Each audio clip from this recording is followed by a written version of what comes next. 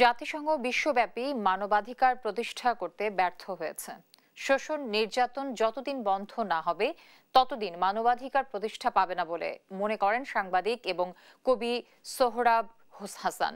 শনিবার বিকেলে রাজধানীর ধানমন্ডি বিলিয়া মিলনায়তনে জাতিসংঘ ঘোষিত ৭৬তম সর্বজনীন মানবাধিকার দিবস উপলক্ষে বাংলাদেশ জাতিসংঘ সমিতির আলোচনা সভায় তিনি এসব কথা বলেন।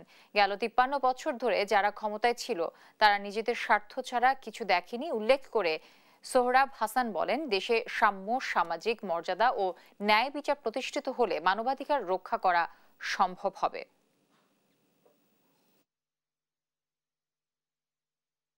মানুষের উপর মানুষের শোষণ যতদিন বন্ধ না হবে, নারীর উপর পুরুষের শোষণ যতদিন বন্ধ না হবে, অত্যাচার নির্যাতন যতদিন বন্ধ না হবে, ততদিন আমরা মানবাধিকারের কথা বলে যাব, কিন্তু মানবাধিকার রক্ষিত হবে না।